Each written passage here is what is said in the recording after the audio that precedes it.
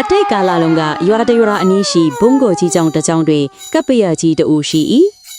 တပိယကြီးသည်ကျောင်းထိပ်ဘုံတော်ကြီးနှင့်ဥပင့်စံကိုရီများချမ်းသာစွာတည်သုံးနေနိုင်ရန်ကပ်ပရပြီးသည့်တာဝန်တိတိတစ္ဆာရှိရှိကျောင်းကိစ္စများကိုဆောင်ရွက်နေုံများမကကျောင်းသားများကိုလည်းတနာငယ်ညာစွာကြီးစုဆောင်ရှောက်လေရှိသူဖြစ်လေသည်ထို့ကြောင့်ကပ်ပရကြီးအားဘုံတော်ကြီးနှင့်ဥပစင်းကိုရင်များကအရာရာမှယုံကြည်စိတ်ချယုံတာမကကျောင်းသားများကလည်းအလွန်ခင်မင်ရင်းနှီးကြသည်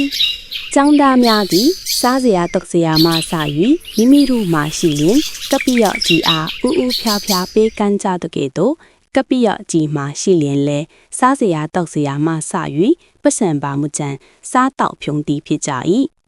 ထို့ကြောင့်ကျောင်းမှာစားတောက်စရာများပေါ်များသည့်အခါမကုန်းမခန်းပေါ်များသလားရှားပါးသည့်အခါလဲဘာမှမရှိဖြစ်လေ၏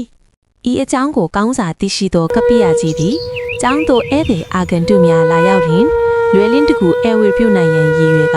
ငွေအကျွေးစီများကိုအုံမပဲ့တဲ့ထက်သည်ကျောင်းသားများမမြင်နိုင်မယူနိုင်အောင်လူကြီးနေရခန့်မြင့်သောနေရာမှာတင်ထား၏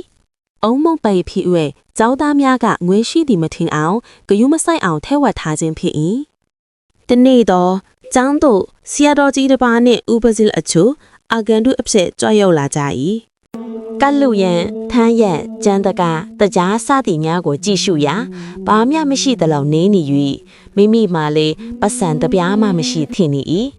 အုံမပဲ့ဖြင့်ထဲက